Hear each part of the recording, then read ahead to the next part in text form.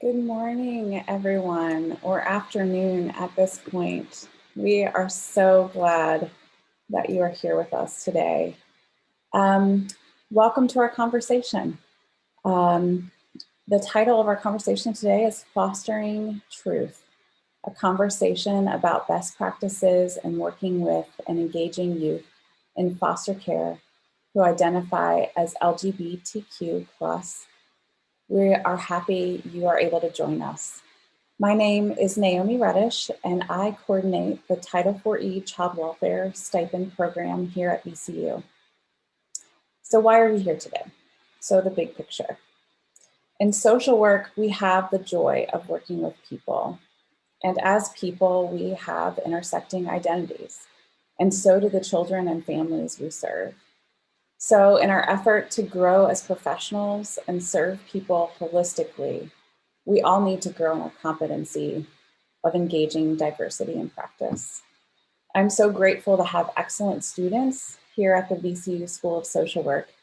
And today I have the honor of connecting you with two students who have given significant time, energy, and heart to an area of research and practice that is very important for our child serving community and families.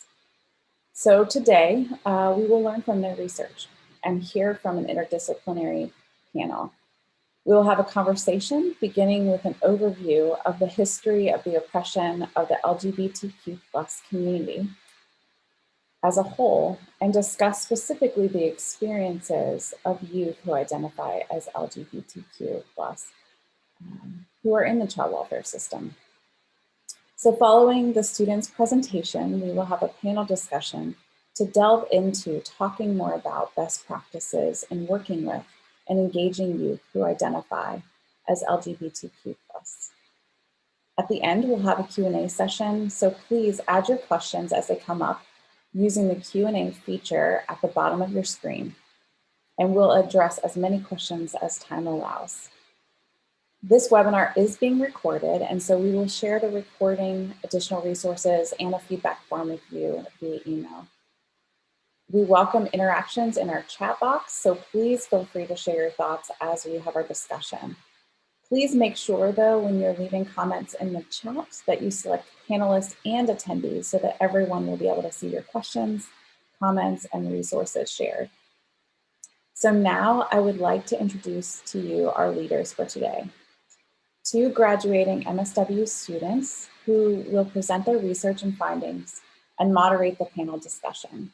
So please join me in welcoming Michaela Dench, who holds a Bachelor's of Arts in Sociology and Anthropology and is a current social work, administration, planning, and policy practice specialization student, and Johnny Ruing, who holds a Bachelor's of Social Work and is a current social work, administration, planning, and policy practice specialization student and a child welfare recipient here at VCU.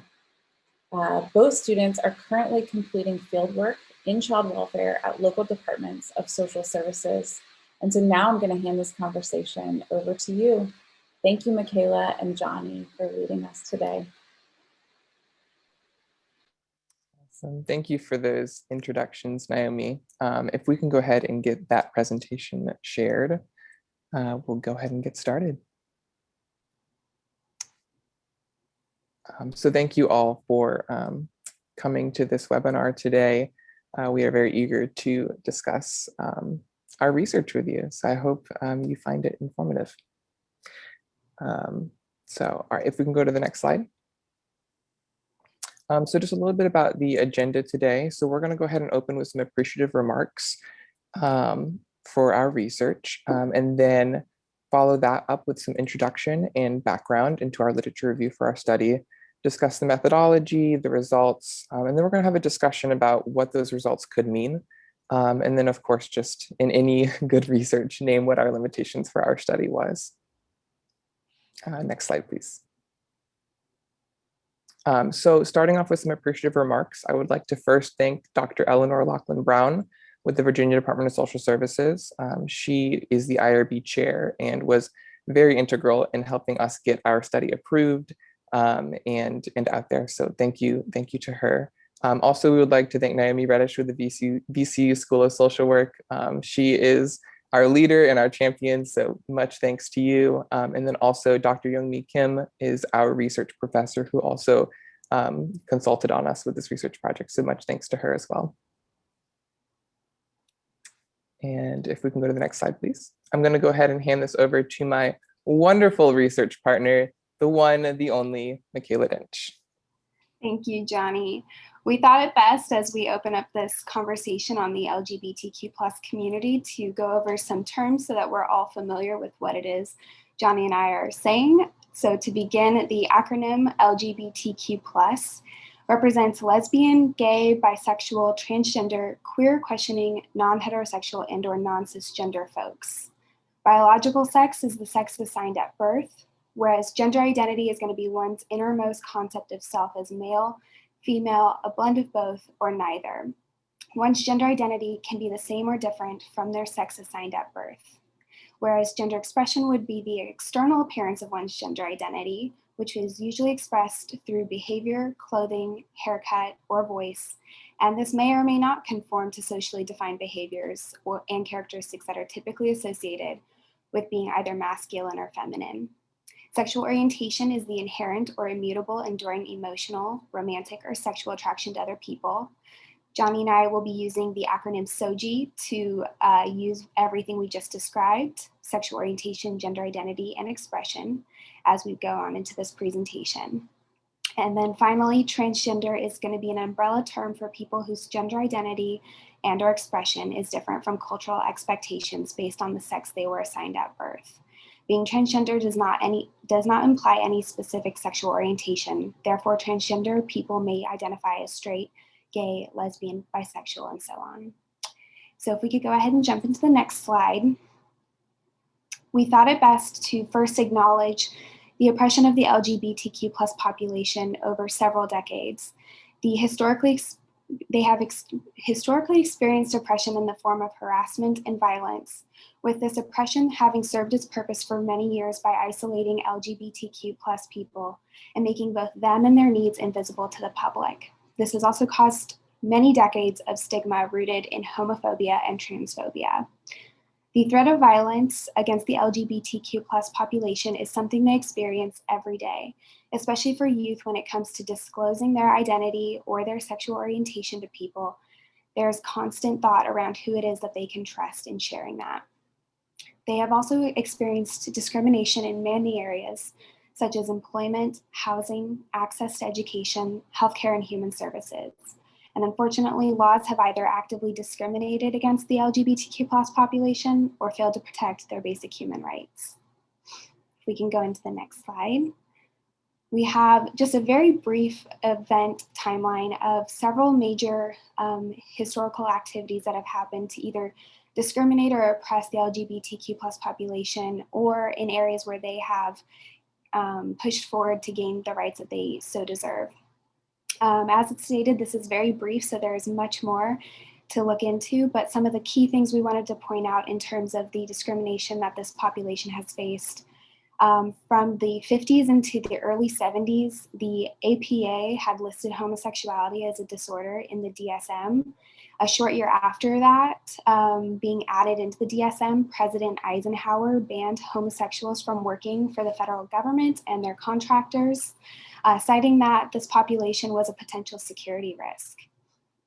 Further areas of discrimination and oppression this group have faced included, from the late 1990s through the early 2000s, conversion therapy practice was at its peak. Unfortunately, there are only 20 states as of today that ban conversion therapy. As of March 2020, Virginia became the 20th state to ban conversion therapy practice. If we can jump into the next slide. As we are talking about what it looks like to work and engage with LGBTQ+ youth within the foster care system, it's important to begin by noting that currently there are no federal mandates for specific programming or practices in place that specifically address this population within the US. From what previous research shows us, LGBTQ+ youth are disproportionately overrepresented within the child welfare system. Given that currently within the US, the LGBTQ plus population as a whole represents only about 4.5%, current research shows us that out of the foster care population, nearly 30% of youth identify as LGBTQ plus. However, we don't have specific numbers on this given that there are no current mandates or practices being enforced in tracking that number specifically when youth enter into the foster care system. LGBTQ plus youth are also at a greater risk for adverse outcomes both during and after their time in foster care. They have an increased risk for mental health problems, such as depression and self-destructive behaviors. They are also at a greater risk for aging out of the foster care system, which is the process in which a child must exit the foster care system and lose their benefits due to typically turning 18 years old. However, several states currently have the program called Fostering Futures, which allows that youth to elect to stay within the foster care system until 21. However, given that LGBTQ plus youth are typically placed into congregate care settings, or when they are placed into foster homes, they tend to face placement instability by being placed with several foster families within their time in the foster care system. Most of these youth don't find permanency outcomes at the end of their time in the foster care system, which would mean they're not being adopted or they're not reunifying with their biological families. This all ends up meaning that LGBTQ plus youth are at a greater risk for homelessness when they age out of the foster care system. And additionally, they're at an increased risk for discrimination, stigma, and victimization. Most of this comes from a lack of acceptance by peers, families that they're interacting with, and the child welfare workers that may be coming in and out of their life. Especially if a child is entering the foster care system due to not being accepted by their biological family for their sexual orientation or gender identity. This can cause an internal debate within themselves about whether or not they should be disclosing that information to anyone else, especially if they're having to change schools multiple times, interact with a variety of child welfare workers, or being moved from different foster family homes. It can be overwhelming the amount of people they would have to disclose that information to. Please for the next slide. So as Johnny and I began our research and we started seeing the general patterns across the US's foster care system, we looked specifically into Virginia, and currently we saw that there is no mandate for the Virginia Department of Social Services, or as we will call it, VDSS, to provide training on the specific needs for youth who identify as LGBTQ+. And this has unfortunately left child welfare workers and resource families with limited training on the population. However, it is important to note too that as of 2018, the VDSS Child and Family Services Manual does provide a section on guidance for working with LGBTQ+ youth within the foster care system. This section primarily includes action items that social workers can be doing, as well as a list of resources that can be utilized. As we began our research project, we conducted several interviews with local Richmond VDSS child welfare workers, as well as Chesterfield County workers, where we were given firsthand accounts on their experience working with this population. From them, the general consensus that we got was that during their time in these job positions, they were seeing very few youth who identify as LGBTQ+ find those permanency outcomes through adoption or reunification with their biological family. This meant that the majority of them were aging out. And given that in 2019, 12% of all children in Virginia, in the Virginia foster care system, were aging out, Johnny and I were led to believe that there was a great chance that most of those kids could be those who identify as LGBTQ+. So as we began to narrow our focus, we decided that for our research, we wanted to start at the beginning of the foster care system when a child first enters, and that was to look at the training being provided to the child welfare workers and the resource families who would engage directly with foster youth who identify as LGBTQ+ within Virginia, and see how well they were being equipped to work and engage with these youth in an effort to provide the best outcomes for them once they exited the foster care system. I will now pass it on to Johnny, who will go into the specifics of our research. Great. Thank you so much, Michaela, for that background and introduction to our research. So getting a little bit into our methodology, like Michaela was saying, we really wanted to look at the effectiveness of training that VDSS was employing regarding working and engaging with this population. So Michaela and I employed a non-experimental exploratory and process evaluation design for our research with two primary research questions. The first being, what is the effectiveness of LGBTQ plus training for child welfare workers on mitigating the risk factors associated with the intersectionality of youth identifying as LGBTQ plus in foster care?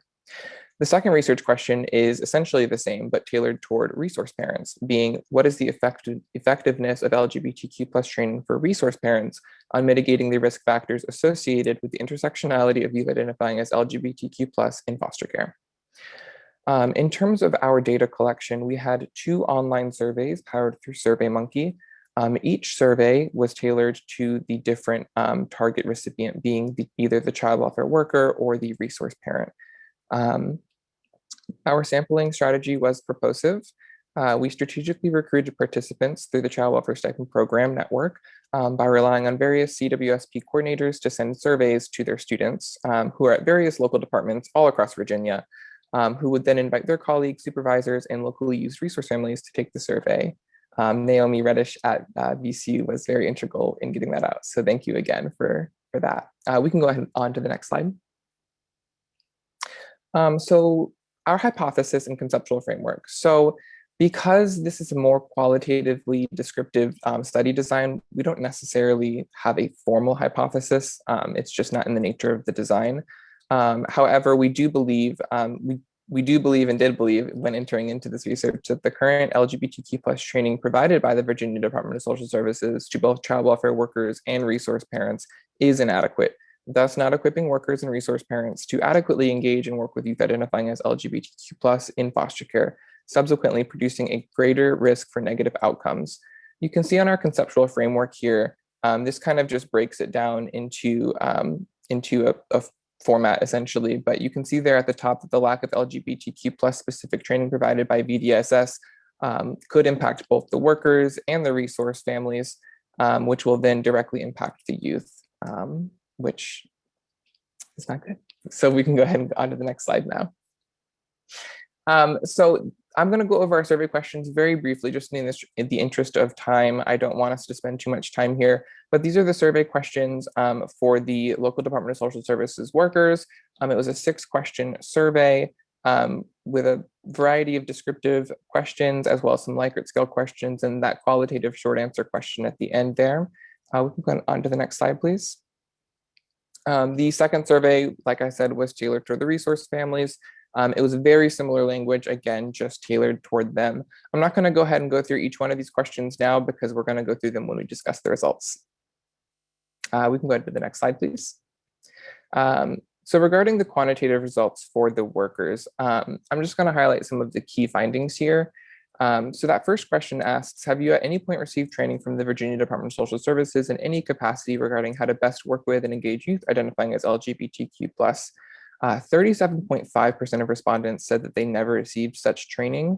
And then another 41.7% identified that they did receive such training, but that it was outside of the Virginia Department of Social Services. It's something that they had to seek out themselves.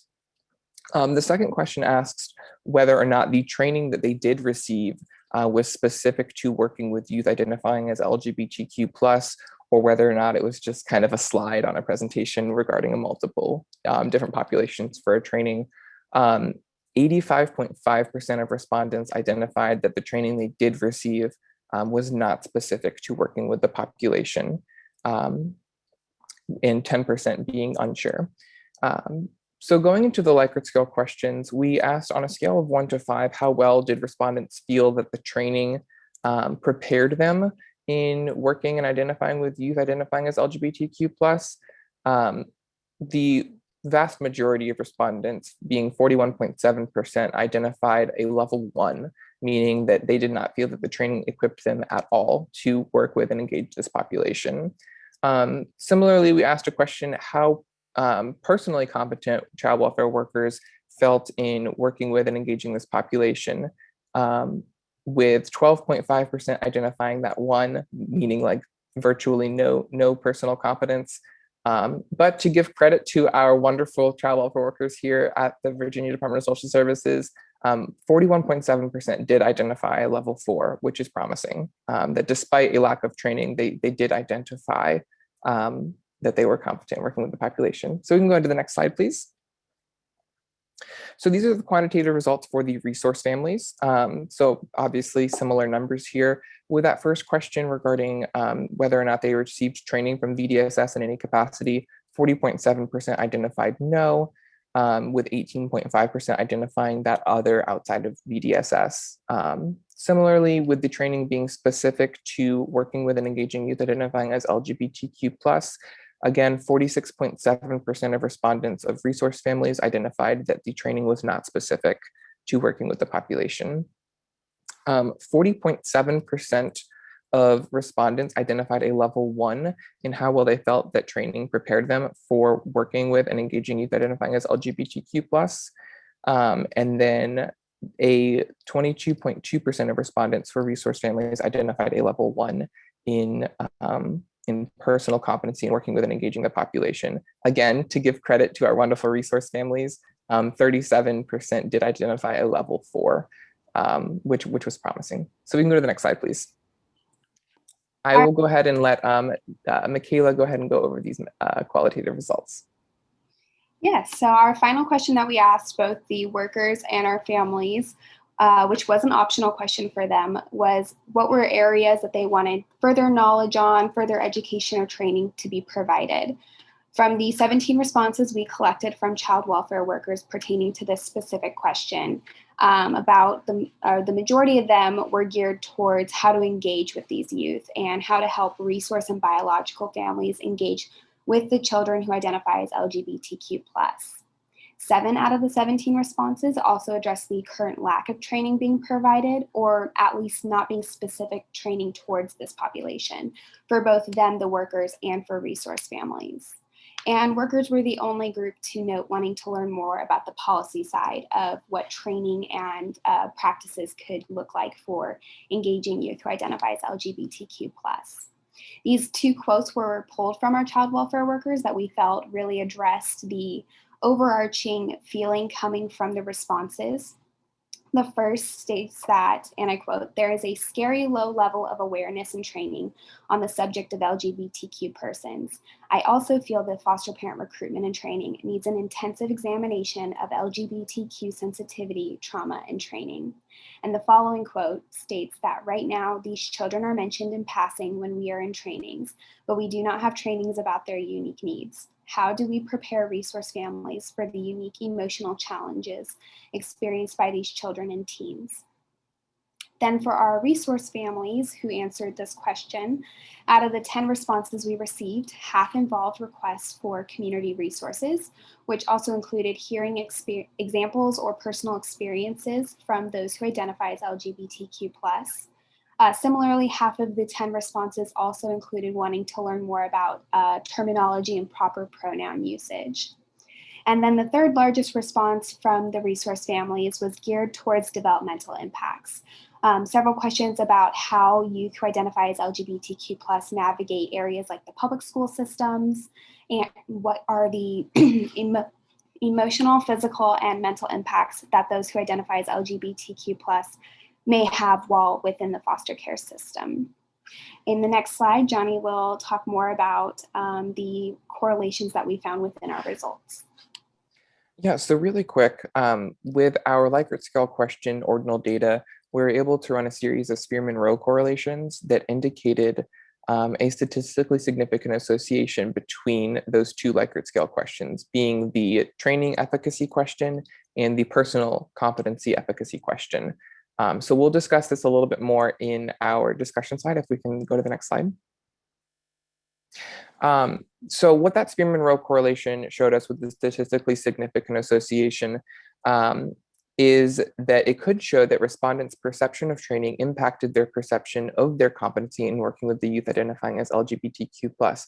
This could mean that very statistically that individuals' level of competency is dependent on their level of training received. We do want to just preface that the research team recognizes that a variety of factors could have contributed to the significance level identified in the Spearman-Rowe correlation, in addition and or aside from the noted respondent perception. So additionally, just to discuss some of the implications of this research, the majority of respondents did not identify the training provided by VDSS as being specific to working with the LGBTQ+ population. Additionally, many of the respondents had trainings on this population outside and not readily sponsored by the VDSS. From the qualitative question, resource / foster families reported interest in learning more related to the LGBTQ+ community and their experiences, while child welfare workers reported more interest in learning techniques on relational building with youth and highlighting the current lack of training. So to discuss areas for future research that could benefit VDSS and the children that we serve, we need for this knowledge to be on a national level, understanding the difference in the training provided amongst all the states, and understanding the difference in the training provided and practice exhibited amongst the Virginian counties. And then clear findings on how many youth in foster care actually identify as LGBTQ+ and their experiences within the system could be influential in helping to describe this more. All right, and I will go ahead and let Michaela discuss some of our limitations to the research. So as Johnny mentioned before, there were a few things that came up as we were conducting our research. The first was that our survey was unfortunately inaccurately set up. Questions 4 and 5, which asked the respondents to use a 1 to 5 scale, actually had a scale set from 1 to 100, which left a few inaccuracy in the responses that we had to clean up when we coded it. Additionally, there were 2 respondents to our foster resource parent survey that stated that they were not currently foster resource parents, but they continued to answer the survey, so we did have to screen out their responses. In terms of the general way that we conducted our surveys, the research surveys were anonymous, which did not allow us the capability to follow up with the different local departments of social services to ensure that their workers and resource families were completing the survey. Possibly, had we known which surveys came from which county, we would have then been able to personally seek out the counties we weren't receiving information from to then follow up and see if they could remind their workers and foster families to complete those surveys, thus giving us a more collective response from all of Virginia. And then we also wanted to note that due to the nature of self-reporting within our surveys, it is significantly possible that unidentified biases impacted the quality of responses given in how confident individuals feel when engaging with or working with youth who identify as LGBTQ+. That would have unintentionally caused an inaccurate response in how effective trainings are or on what individuals noted that they need to learn more about. But that concludes our presentation on our research. I'm going to pass it back to Johnny, who will open up the next section of this. So thank you so much, Michaela, for closing us out there. Now that we have discussed some of the historical context, research findings, and some gaps in effectively engaging with youth identifying as LGBTQ+, we would like to move into the panel discussion portion to delve more into strategies and best practices.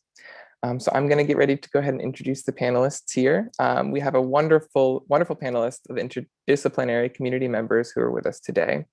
First, I would like to introduce Kristen Caldwell. She is a family services specialist in foster care and adoption at Lynchburg Human Services. Thank you, Kristen. Next, I would like to go ahead and introduce Dr. Maurice Gaddis, the associate professor at VCU at School of Social Work. Thank you, Dr. Gaddis. I would also like to welcome Dr. Alex Wagaman, also an associate professor at the VCU School of Social Work. Thank you, Dr. Wagaman. And finally, I would like to introduce Dr. M. Parente, the acting director of family services for the Virginia Department of Social Services, field liaison and adjunct faculty at VCU School of Social Work.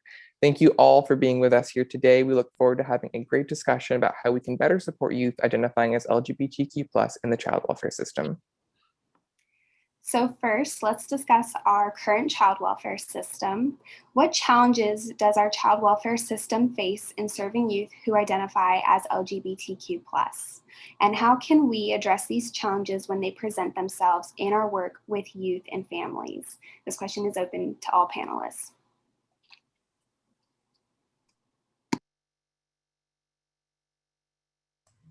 So I think that I'll take the opportunity here to speak to this. From my perspective, when we say how we do our work is just as important as the work that we do, it's very critical when working with this population. From my experience, most of our resource families are two-parent homes, usually heterosexual middle-class families. And I think that it's kind of, it is critical and essential, and it's a focus of our resource team at Lynchburg to find and identify more diverse families, including same-sex couples, to train as foster parents and resource home teams. So that's kind of the drive that we have to break from that mold. And we've been working on that for the past couple of years, and it's an ongoing process. So yeah, when we look at the work that we do, it's really looking at how we break down and how we assess and become self-aware as workers and when working with this population.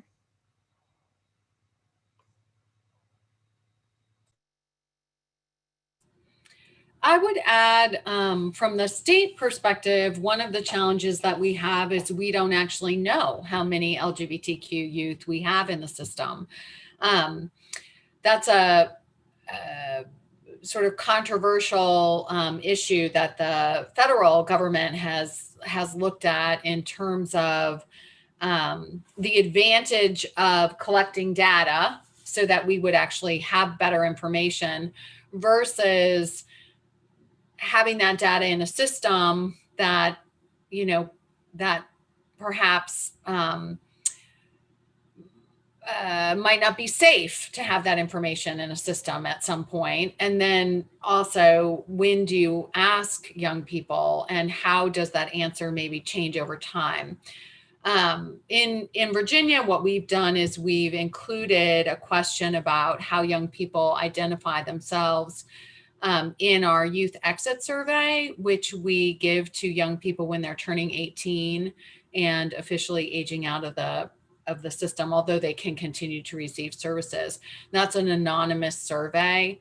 So we're hoping to get some better information about whether the experiences of young people who identify as LGBTQ are different in Virginia's foster care system based on what they say when they're exiting, when they turn 18. Obviously, that is going to be very limited information, but that's currently how we're trying to get some information on a broader.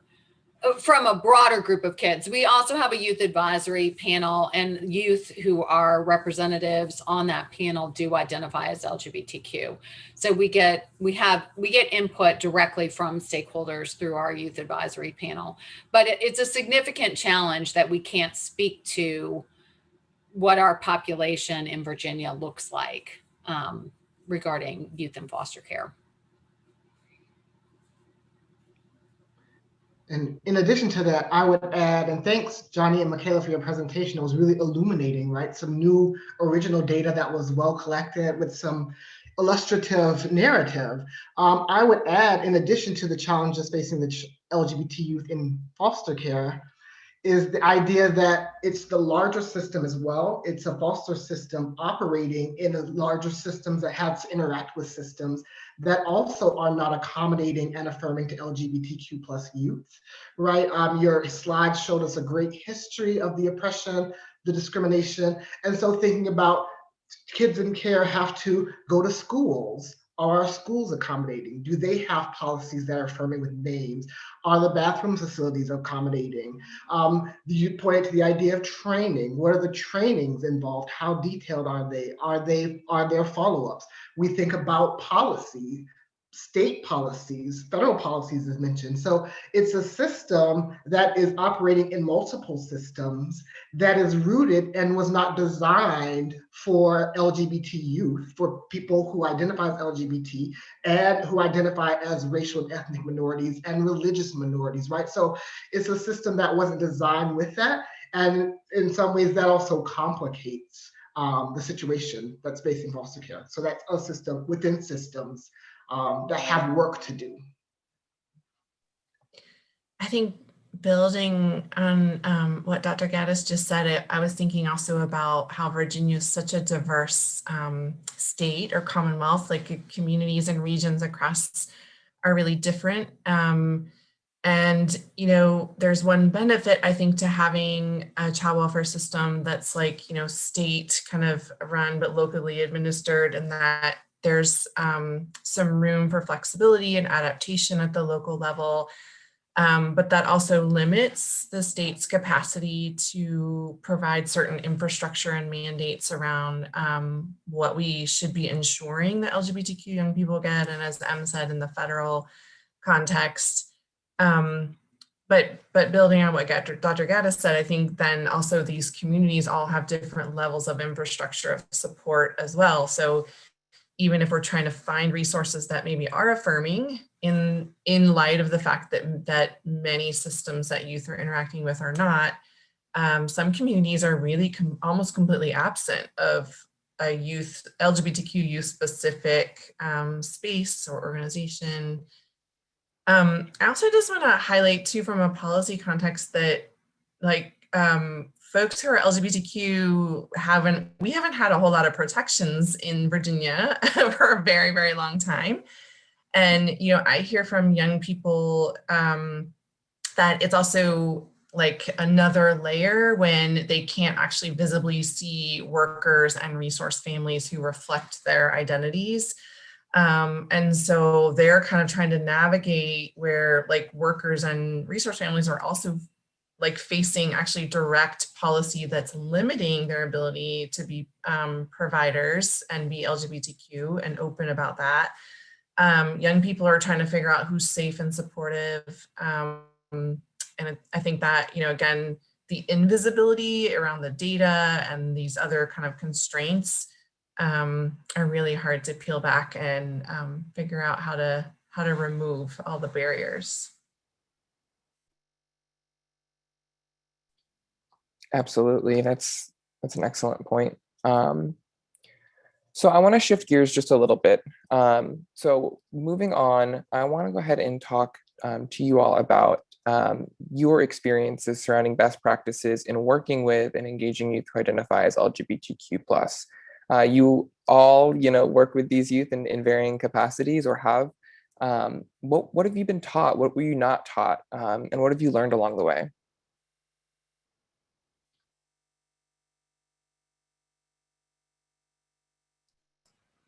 I'll jump in on this one as well. You know, when we look at what we were taught and what we're taught from the work perspective and training, we're provided tools. We're provided our practice, you know, profiles. We are provided with the Virginia Children's Services practice model. And it's working within that structure to really be able to work with these youth. Specifically in Lynchburg. Lynchburg is it's a changing city. So there's a lot of things to look at. We're changing religiously and you know, politically, there's a lot of changes. The challenges are still there, but from our agency, we have to be very, very specific about working within these youth, with these youth who identify as LGBTQ+. So we look to partner with local diversity centers, not just in Lynchburg, but also Richmond and Roanoke. We look for, you know, services there in terms of like diversity camp. I was successful in sending a youth to an affirming diversity camp, which really helped her really firm up her own identity and was very affirming to her. It's critical to engage the youth in developing a service plan. You know, as a worker, I can come at it from my perspective, from building a service plan, and this is what I know we can do. But it's really essential to have that youth's voice and to have them identifying for us and for me exactly what they need, and to let them drive that process. So if they can identify members of their team who have been affirming, such as a youth pastor, then we include that youth pastor in things like family partnership meetings and any kind of discussions about service planning with other providers. Really supporting foster parents, looking for the right placement. Not every placement is going to be the right fit. And that's across the board with children who are in the foster care system.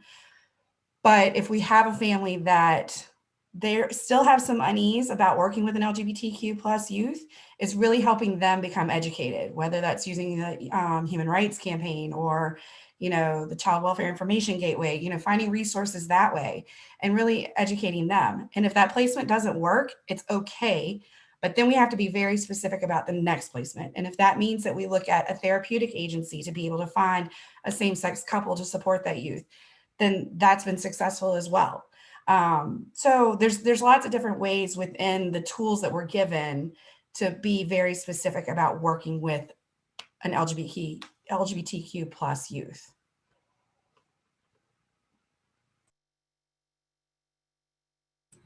I'll just say really quickly that I'm old. So when I did my training as a child welfare worker, I got none of this stuff.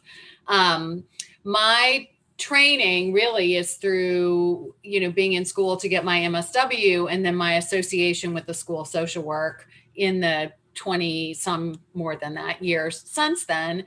And it's one of the things that I really want to say is that it's skills around listening to people, asking questions, having relationships with the kids and families that we work with that have enabled me to be effective with kids and families over the years that have been on my caseload or that I've been working with. It's one of the reasons why the state DSS is so invested in the child welfare stipend program and how we can bring folks into the local agencies who really have the social work skills to do this work. It's how we keep the workforce current and skilled as things move forward. I think the other thing is that the world is changing. And so keeping, we all have a responsibility to be educating ourselves and learning in the field. And then, I've had opportunity in my personal life to be challenged in certain areas and thinking about, what people I have relationships with need from me and what their lives are like. So there's training and then there's being in conversation with the folks that we work with and being open to learning and getting input from other people who are doing the work and who are experts, because things are evolving in the world, and we're not going to sit still. Like the system's going to keep moving and we need to keep moving. And to follow up with what Emma cited, from my angle, I lean heavily into my own ignorance. If I don't know, then it's my responsibility to find that out for myself. That might not be an official training. That might be that I lean towards social media and I find a safe space on social media to ask the questions that I need to know that helps me growing in that way. So yes, I lean into TikTok. I lean into all of those social media platforms just to be able to learn more and to own that, because I can't go through life, as Em stated, with my head in the sand. That's just not how this work works. It's not how it goes. Thank you for naming that. I also just wanted to just address what you said, and with asking questions, right? Like that's something that has come up in both Michaela and I's, research as we were researching our literature review for this, but also in personal practice. You don't have to know the answers to effectively work with and engage a youth who identifies as LGBTQ+, right? Like you don't need to know what every letter stands for even, or what their particular identity is. Asking questions and just being open and affirming of those identities is integral to that engagement process. Dr. Wagman, Dr. Gaddis, I would love to hear you all's perspective on this. Absolutely, and I think the two previous points were right on. It is a very fluid and dynamic situation, right? And as a member of the LGBT community, I've seen evolution, there's learning, and still it's an important point to recognize that the idea that it's fluid and dynamic, and that we have to think about interpersonally being affirming, right? Making sure that people are seen, heard, believed, and understanding that it can change, right? Someone's pronouns, just because you asked them a certain set of pronouns last week, does not mean that that's their pronouns this week. And if they change, it's not to be questioned, it's affirmed. It's a moving process. Thinking about the idea of some assumptions that we make as a society. We have this idea of compulsory heterosexuality and that everyone is cisgender. And so that people need to come out in order to tell you. So there's one piece of affirming someone whose identity who's already out. It's another piece of building an environment and practices interpersonally, organizationally, and policy that actually make some assumptions that there are LGBT people in our presence, right? Not waiting for people to come out, but allowing to have a space. So are the meetings in spaces where the bathrooms are affirming? Is there a pronoun practice where everyone uses their pronouns at the beginning so that it's a system where we all use pronouns and it's not the burden of people who may be non-binary or who may, like we all own that. Thinking about, are there out staff? Are there out board members? Are there people in positions of power with these things? Because this creates an environment whereby people are able to then be affirmed or feel comfortable coming out, because we also know that minority stress theory teaches us, Elon Meyer's theory teaches us that it was really to do with gay men, it has been extended and now including trans people, but the idea that there are unique stressors facing LGBT people that attribute to more negative mental health outcomes. One example of a unique stressor would be the concealment of an LGBT identity. So if you're assumed to be heterosexual, when do you come out? And concealing that actually has negative impact. And you may be going through a system as a person who's LGBT, who doesn't identify outwardly, who's actively concealing, and that's actually doing more harm. And so just thinking about, or the unique stressors of concealing a trans identity, right? So just really thinking about understanding the context. And also Jason Orney, as a sociologist, talks about the idea of strategic outness. LGBT young people know in some ways who they may be comfortable talking to, who they may not be. So the idea even of how we talk about outness in our society is that idea of someone's out. Some people, every time an LGBT person enters a new situation, they make a decision to come out or not. And if you're in foster care, do you come out to your new caseworker? Do you come out to your new family? Do you not? And so Jason Orney's idea of strategic outness is, I may not tell this person, but I'll tell that person. And then as a system, the system might be saying, no, well, last week they said this and this week they said no, but that is not dishonesty. That's a deployed survival strategy, right? And so just really think about how do we create a system that affirms people who are out and who thinks about a system for people who aren't out, who are LGBT identified. So I know we're having these conversations about data and who's in it. Data is extremely important, right? It helps in many, many ways. And the absence of data, still we can build a system interpersonally and throughout that says, we're assuming that there are LGBT people in our system and we're building that system, regardless if we know there was one, if it was 500, we built the system such that we're affirming people.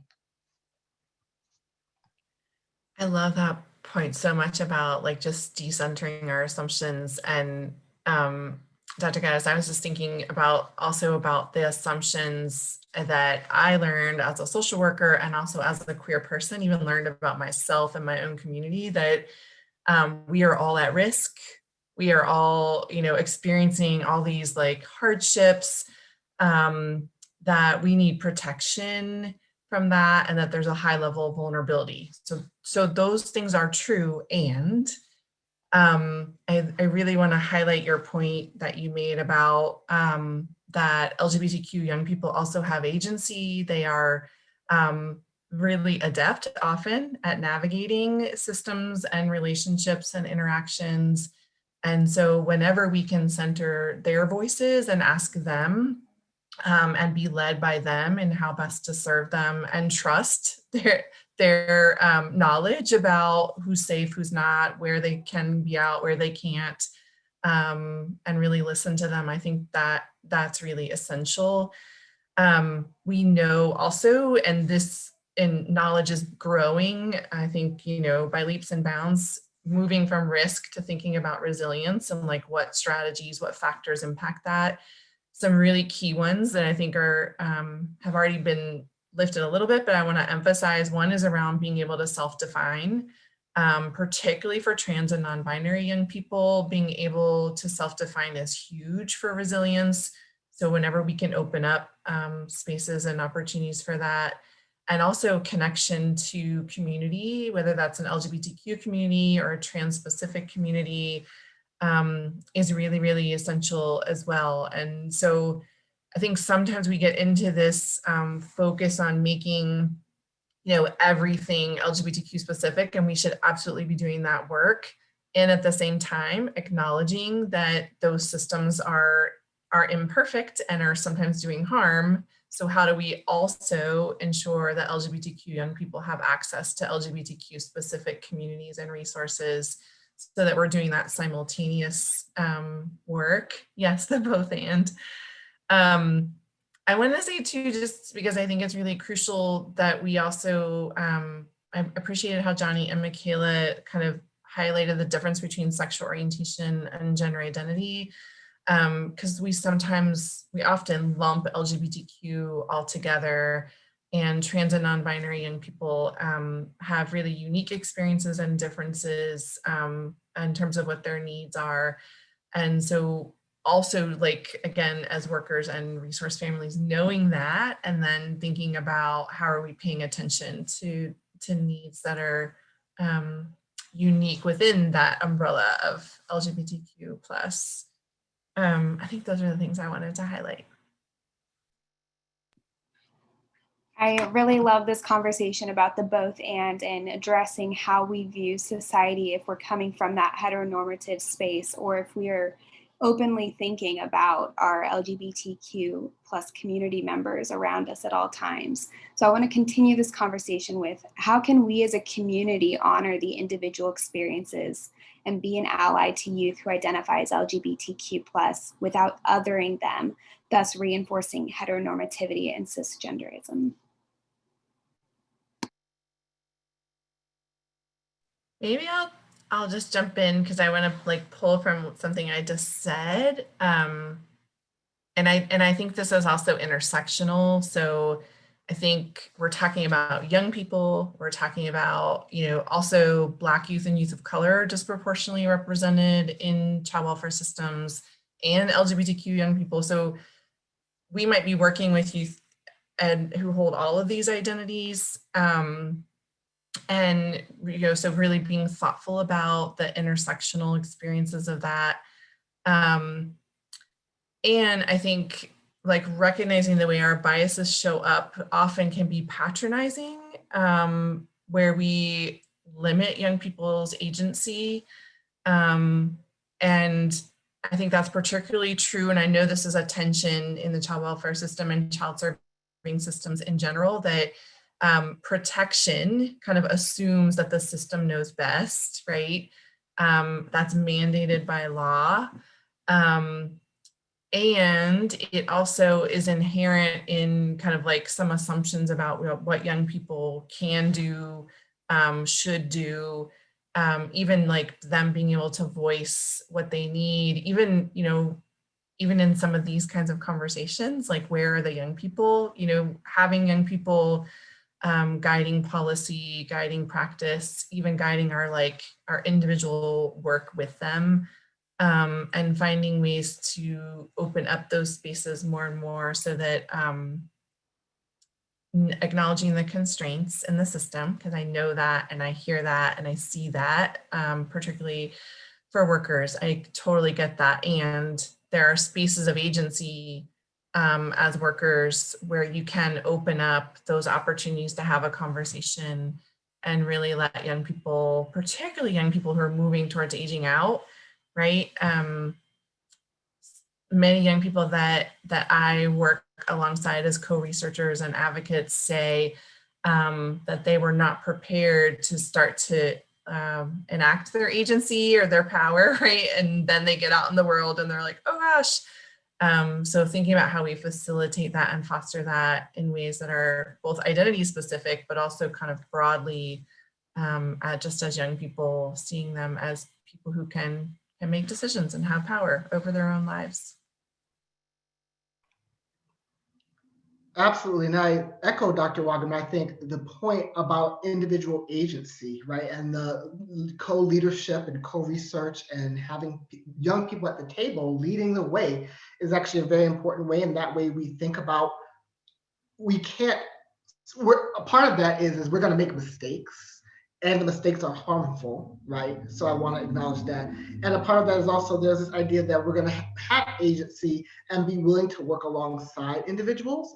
And then in some ways, the work may be mine, yours. There's some individual work that has to happen. I love that Kristen and Em both talked about that idea of like, maybe there is a book that you need to read. Maybe The History of Transgender Childhood, I think is an excellent book, right? That gives you a really thorough knowledge. That way you don't have to put the onus on the other person.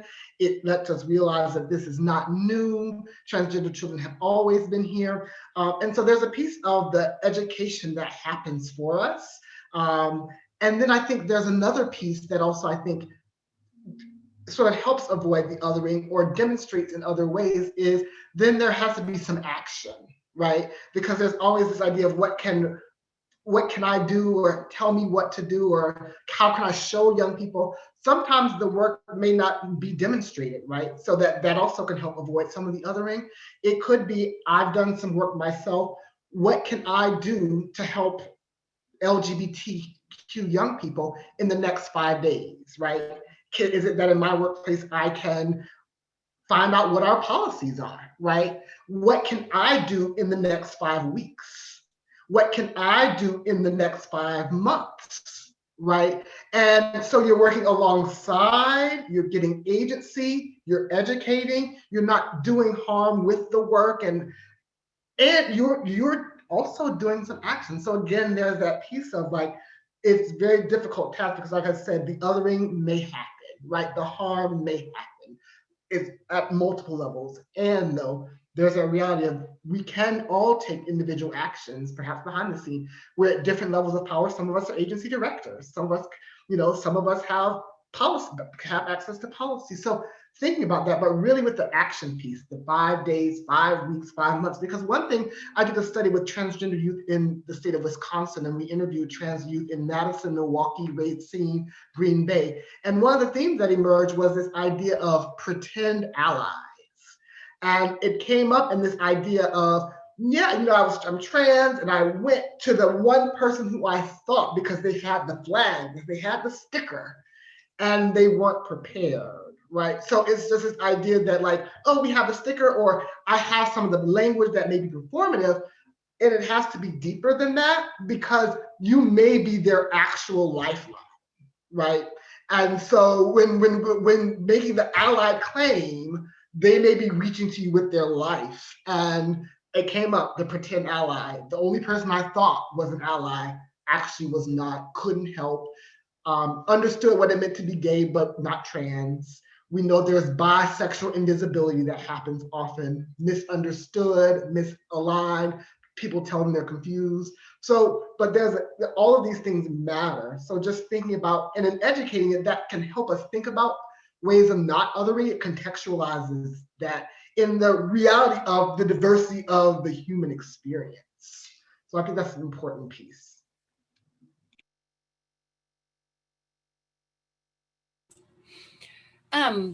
I wanted to say a couple things about where the state is in terms of the training. It's not a surprise that workers say they aren't getting trained because we are not actually training them. It's not that there's no content, but it's embedded into other things. And it is exactly to Johnny and Michaela's point. It's like, oh, and, think about this. And then we move on to do other stuff. So So my background, like all of my work experience has been with teenagers in the child welfare system. When I came to the state, my big focus was on family engagement and embedding engagement practices, but always in child welfare, but always from a perspective of working with teens who should be part of their own planning. And so there's so much work to do. That's really what I want to say. We're working on having a youth welfare model instead of a child welfare model for staff that would be embedded into our training for folks who work with older kids in the system, to really, to your point, Alex, start thinking about how we involve kids in discussions about normalcy for them, what it looks like, what they need, where they have agency, where they get to make decisions, where they don't, because they're still kids. So that's part of the work that we're looking at right now. When we put the policy together for foster care, it was really because there were a group of us working on implementing this federal policy around normalcy. What is normalcy? What is it like for kids in foster care, and how do we make it more normal for them? And I had an interest in writing some policy around LGBTQ youth in foster care because of my work experience and my personal experience. And we didn't have any policy in Virginia. So that, like, part of why I want to put that out there is because it wasn't a federal mandate. It wasn't a state law. It was because there was a group of people doing policy work that were interested in this area. And we drafted some policy, and then we got input from youth and from folks doing work with youth who identify as LGBTQ. We had a much bigger group look at it. And then ultimately we had the governor's office sign off on it. I mean, not because we needed them to, but because we wanted them to. And then they helped us put it out into the field. And at that time, we had these grand plans about that was going to be the first step. And then we were going to do training, and then we were going to do more policy. And then we were going to, and part of what happened is just, we started talking to other states about the training that they'd done, not just for child welfare workers, but for the child welfare system, right? Like for foster parents, for private providers, for TFC agencies. And one of the things that came up was that, best practice would suggest having someone who identifies as LGBTQ part of the training delivery. Like, we don't just purchase a curriculum and then deliver it. We need to think about who are the people who should be delivering it. How do we have people with lived experience help us deliver that training?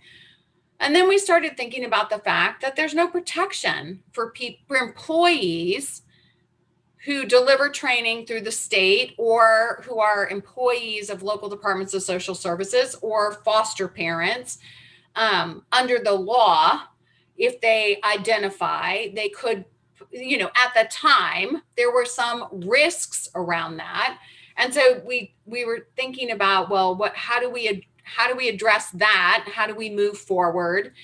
And then, of course, we don't want to just train for foster care, although that was where our interest was to begin with. Clearly, issues that are happening in the community and in families for youth who identify as LGBTQ lead to their coming into foster care. And how do we move the work up front into prevention and support our CPS workers and our prevention workers and our child welfare system that's doing prevention services? And so, like, part of what happened is, we started narrow. We wanted it to be manageable, but narrow isn't good enough. So we started looking bigger.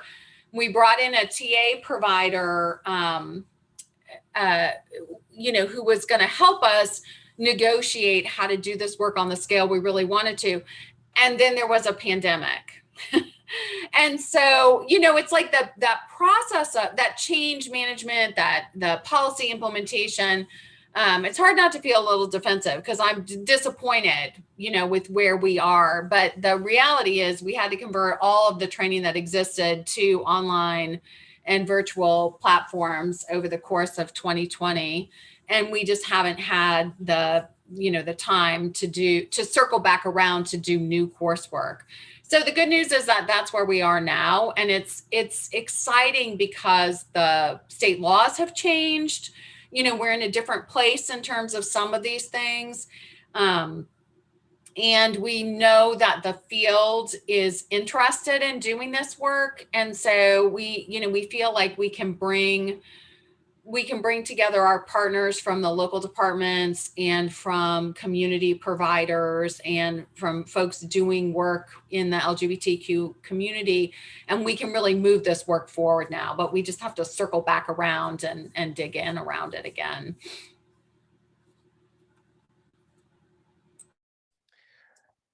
Great. Thank you so much, Em, for highlighting that. So as we've been discussing today, there are systems and organizations that are biased due to historical context, differing organizational values, and often faith-based beliefs. And as we've discussed in this time together, we're not going to dismantle, heteronormativity or cisgenderism overnight. Like that's not something that we're going to be able to accomplish or even fathom to accomplish in this discussion. But Dr. Gaddis, as you said, it's active steps that we can take each and every day. What am I going to do for the next 5 days, the next 5 weeks, 5 months, 5 years? What does that look like? And that's an active process. In the interest of time, we are going to go ahead and move into questions from the audience. So I will go ahead and read off the first question that we have here on the docket. As a member of the LGBTQ+ community myself, I've noticed that there is an underrepresentation of us in the field as well. Has there been any consideration on the impacts this can have on educating peers and meeting the needs of these children and families?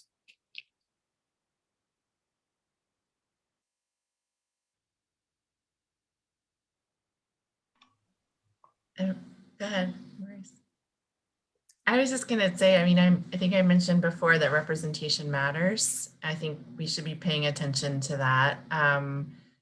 And is it about who's in the room? Is it about who feels safe identifying themselves in the room? I think those are all really important and valuable questions, but visibility and representation absolutely matter. And yeah, I'll just stop there. I would echo what Dr. Waldman said. Visibility does matter. Representation does matter in very profound ways, right? In learning, we want to see windows and mirrors, ourselves and a window in learning about others as well. And so the idea of, I'm a member of the LGBT community myself as well. And so sometimes there are things that I may know and there are things that I don't know. Right. And so there are still things to learn collectively as a society. And I did a literature review and looked at curriculum of schools of social work. And in terms of an LGBT course, I teach one at the undergraduate level here at VCU, and it's new, but we don't have one at the MSW course. I got my master's degree at Columbia University School of Social Work. They didn't have a course. So in terms of formal education, it's really lacking, and that's across disciplines, education, nursing, social work, right? And so then that idea of, are we doing harm? There's an assumption that LGBT people working with LGBT youth may know better. That may or may not be true, right? Some knowledge that we acquire, it may be personal experience, it may not be truth. And sometimes we have to educate ourselves on topics that don't have much information. So sometimes we may miseducate ourselves and then are thrust into this idea of expertise and are giving misinformation. So I think it's important that, yes, the visibility matters, and then the idea of the presence of information. And I would also posit that in the absence of information about LGBT people and knowledge, there still is the presence of knowledge about LGBT people, and it wasn't positive, right? And so we did learn things, We learned mental illness. We learned these things. So it's not that we just weren't, it's not just the absence of it in curriculum, it's the presence of information that was supposedly empirical that was actually false too. And so from a workforce point of view, that also has implications that need to be discussed. And I'll just give an example of thinking about education from a point of view of someone who's been in a community. While your question was about like workers and adults who with formal education, as I mentioned in the study that I did with youth in Wisconsin, the one person said that their teachers were completely uneducated on it. So they had to teach it in health class, right? And so subject as expert, problematic, the teacher was paid to teach. The subject as expert, where did they get their knowledge? Because at the same time, a different person in this study said that she was the LGBT social work resource person for one of the school districts. And a lot of the youth were taking sodium tablets and giving advice to each other to take sodium tablets so that it would prevent them from urinating during the school day because the bathrooms weren't safe. Sodium tablets as a way to not urinate during the school day is not sound medical advice. And this was sort of informal knowledge based on experiences. So when we don't have information and we rely on members of community to tell things, again, that could be misinformation. And they were talking about differential hormone doses and how to sort of make things work because they didn't have access to formal systems. So I say to say all of this matters. There's insider community knowledge that may or may not be accurate. The absence of formal education and topics does not mean there's the presence of information that's to the contrary. And from a representation point of view, there are some members of the LGBT community who want to work and may not have this as a particular area of interest of theirs, right, in terms of developing substantive expertise. So that may not need to be their burden either. So that's why that whole sort of collective holistic of building systems whereby there are assumptions that there are LGBT people in it, and collectively, that is a shared way of learning, growing, affirming representation.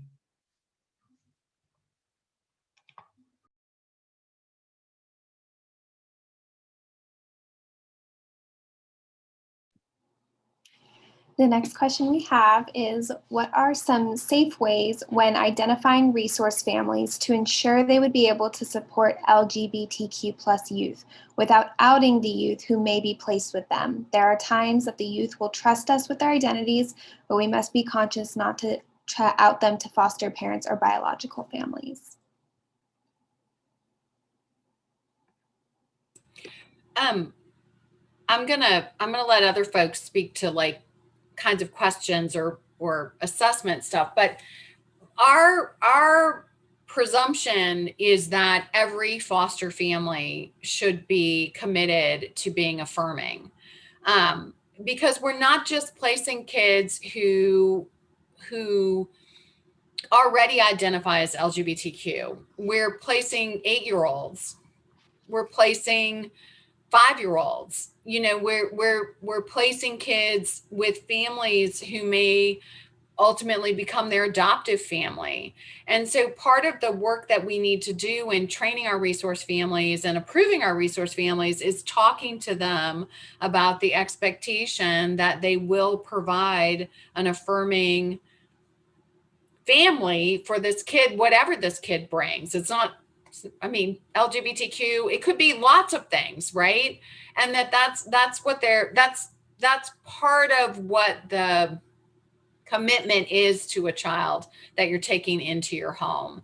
And so I think there are things that we need to talk to families about when kids are already, kids are identifying in a certain way. But the bottom line is that we don't always know. Kids don't know at the point that we're making the placement. We may not know because they may not have shared that with us yet.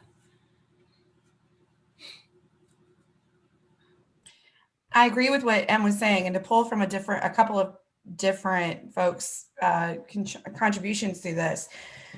You know, our goal is to place a child in a safe environment, and that placement should be youth driven. So in my practice, especially with teenagers, I'm not driving that vehicle. I'm a passenger in that vehicle. And so if they are if that youth, if that teenager is in a place of saying, these are my pronouns, then the conversation needs to become, okay, who do you want me to share that information with? Do you want us to tell the school system? Do you want us to talk to a doctor? Do you want us to find a different doctor? And, you know, they could be, especially a trans youth, from what I have found, can be at a very different stage of transition. They could be very early on in their transition. They could be, you know, still just trying to figure themselves out. So that's got to be their decision, that I'm there to support and to talk the family through in regards to, this is how we show that we're affirming. This is to model being affirming and to model being child driven, you know, youth driven in the service plan and trying to provide services to this youth. So it really comes down to what that youth, that teenager specifically, is comfortable with, and really helping them support that piece of things. I really appreciate that, the youth-led practice. And I also want to, I think both these are really important, because what Em said made me think about how in our work around trying to end youth homelessness, one of the things that we're seeing actually quite often is LGBTQ young people who were adopted by a family, and then they come out and that family puts them out. And once you're adopted, you no longer have access, right, to system level resources. So you can't return to the system if you don't have a strong network of support or permanent connections. You know, then you can see where that pipeline goes right into experiencing housing instability and homelessness. And so I think that system level shift is really crucial. I think there are other things that we might be able to do to expand the safety net for young people on the other end of that. And it would be amazing to then, assume that every resource family that comes through has been assessed, and that we can feel confident that they will be affirming. And so then to be able to be led by the young person, knowing, right, that there's going to be other kinds of issues that may make a better or worse fit for placement. Just having that kind of assumption would be the best way to be. Absolutely.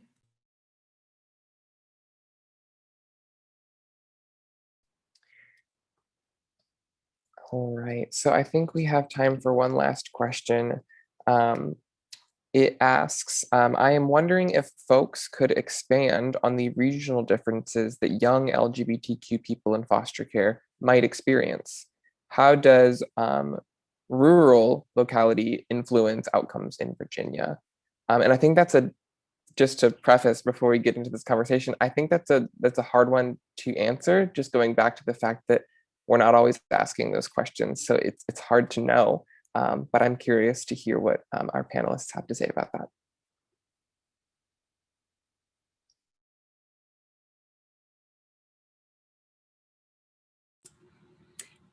I don't know. We don't know. We can look at outcomes in terms of kids aging out of care. We can look at the outcomes associated with the foster care system, and they're not that different regionally. They're all not great. I mean, they're all not where we want them to be, but they're not worse in rural areas than urban areas. I think and maybe Kristen can speak to this. I think where we here at the state level through requests for technical assistance or support around meeting the needs of particular kids or families is a lack of other kinds of community-based resources. Like we might want a young person to be able to participate in some kind of programming or group with other LGBTQ youth. They just don't have it in their community. So I don't know if there's a difference in terms of the outcomes for LGBTQ kids in rural communities versus urban. We don't have any way of measuring that, but I do know that we get requests for assistance around how to identify resources that kids can participate in smaller communities where those resources are maybe far away. From a I local appreciate- perspective, sorry. From a local perspective, I touched on earlier that Lynchburg is an evolving city. It is it's changing. The challenges are still there. So, and Lynchburg by no way, shape, or form is considered a rural area. It's just a smaller city. There has been some success at looking at larger cities for certain services like Diversity Camp, looking at Roanoke, looking at Richmond. And we just have to be here in Lynchburg, you know, we just have to be much more careful about intakes with service providers and those types of things. Accessibility to services is probably the biggest struggle that I think we have here in Lynchburg and in some of the surrounding counties that we have. So working within the accessibility that we have to the services and being very specific can take many services down to very few when we are trying to be affirming and find service providers that can be affirming to that youth and to that young person. Yes, and I can appreciate the frankness of the I don't know and the we don't know. I would say the similar, right? But what I can say, and it's more through the work with youth experiencing homelessness. I've done the work in Toronto, Ontario, Canada, Portland, Oregon, St. Louis, Missouri, Louisville, Kentucky. Now here I'm closely aligned with Dr. Wagaman. And I would say like the idea of regionality, that's, you know, two countries, some large cities that are considered very progressive, some large cities that are considered somewhat conservative. What I will say is the themes still seem to be the case with the disproportionality overrepresentation, with the similar, sometimes with the religious differences and those ideas. And so you still see the disproportionate representation.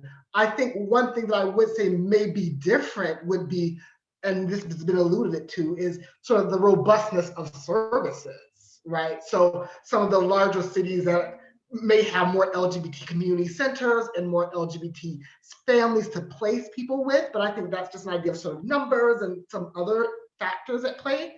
I will say that regionally, the region, from, like I said, Toronto, Ontario, Canada, a very different country, which some would argue may be more liberal, that could be debated, all the way to, you know, Louisville, Kentucky, the same, you know, overrepresentation among homelessness, overrepresentation among foster care, and a lot of it being cited as family rejection based on sexual orientation, be it foster family, biological family. And so that's my answer, with the caveat of I don't know, similar to everyone else, because we don't collect that data.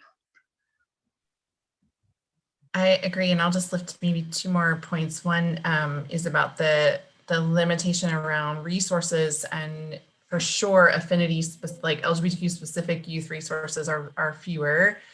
And if we're thinking about like placement agencies and the proportionality around faith-based organizations, whether or not they're driven by faith-based values, that's a signal to LGBTQ young people often that maybe this isn't going to be a safe place for me. So even like I hear workers in Richmond talking about making intentional choices about what organization they're going to work with to place a trans or non-binary or LGBTQ young person in general, but especially trans and non-binary youth. And probably in rural spaces, there are fewer options and maybe more faith-based orgs. So that's one thing I would lift.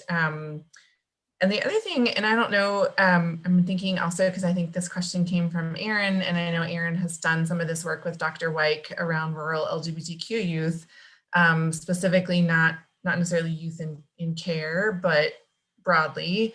The role of community is really important and unique in rural communities in a way that also, again, we really need to be led by young people, because being out or being outed can have a whole different meaning in a rural space where community connectedness and family and the tight-knitness of a community might be different.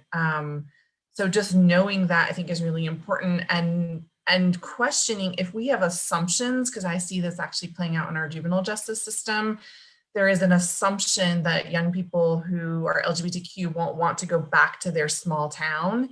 that all LGBTQ young people want to do is get out of their rural small town. And we need to question that assumption because that's not true. There's been some really good work done by Mary Gray around rural LGBTQ young people who really love their community and want to stay in their community. And so how do we support that and not make it that assumption that they're trying to get out of Dodge as soon as they can, and rather just like help them find where they fit in the fabric of that community.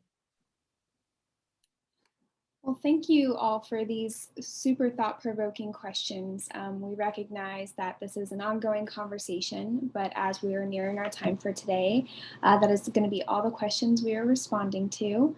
Before we go, panelists, are there any parting thoughts that you would like to leave with the participants today? I just want to say we're coming out of the land of pandemic and we're getting ready to reinvest in doing some of this policy and training work. And, you know, we will be reaching out to our friends on this panel and working in local departments and graduating this year and moving into local departments to really help us with that. So I really appreciate having an opportunity to talk about these issues. I'm so appreciative, Michaela and Johnny, of your doing the research. So now we have this information that we can share about the importance of getting this training into our repertoire. And, you know, I look forward to working with whoever wants to do this work with us going forward. I would just encourage any of my peers who are entering the field to be intentional, to be open-minded, to be sensitive, and to just educate yourself, regardless of how that looks. And regardless of, you know, if things are on the path to come from the state, that's a blessing, but, you know, educate yourself in any way. So I would just encourage any of my peers to do that. So I appreciate being able to contribute from a local perspective.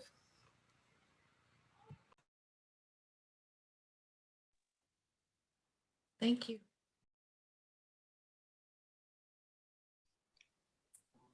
I would like to just say thank you for the opportunity. Thank you for doing the research. Panelists, thank you for your candor and sharing your perspectives and experiences. I really appreciate having the opportunity to have this conversation in public. I think it's really, really important. And I would also just like for us to hopefully reflect and maybe challenge each of us to think about an action item of what are we going to do in the next 5 days? What are we going to do in the next 5 weeks? And what are we going to do in the next 5 months? Mm-hmm. So thanks for the opportunity. Yes, absolutely. Thank you so much to our incredible panelists for taking time out of your busy schedules and joining us for this important and necessary conversation on how we can better support youth identifying as LGBTQ+. Sincerely, thank you so much.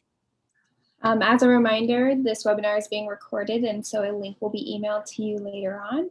We will also include the resources discussed by the panelists today and some that might be helpful to this conversation. If you have additional resources to share or ideas for future webinars, please add that to the chat now so we can share those too. And we would also appreciate it if you would take some time to fill out the feedback survey that will be linked in the chat to help us continue to improve our programs. We would also like to thank the School of Social Work Leadership and Community, in particular, Jeff LoCicero, the Director of Communications, and a big thank you and shout out to Abigail Osai, the Child Welfare Stipend Program Research and Program Assistant, for all of the wonderful work that they did in the background in putting this webinar together. Lastly, we would like to thank the incredible leadership of the Child Welfare Stipend Program, Rebecca Gomez and Naomi Reddish. Thank you so much, Naomi, for putting this webinar together, recognizing the need of bringing together the community partners and including us students in the conversation. Yes, and thank you, Michaela and Johnny, for sharing your work and passion with us today. I know you're both going to do great work as practitioners in the community. Also, congratulations on your upcoming graduation. We are so grateful to have the pleasure of knowing and working with you all. Also, thank you to our panelists. Your commitment to this work in the community and your support of our students and alumni is admirable, and we appreciate you so much. Thank you also for for all the participants that showed up today and stayed this entire time, for joining us. You are such an important part of the School of Social Work here at VCU in our community. Keep learning, working, advocating, and take care of yourself as you serve. Thank you for being here today.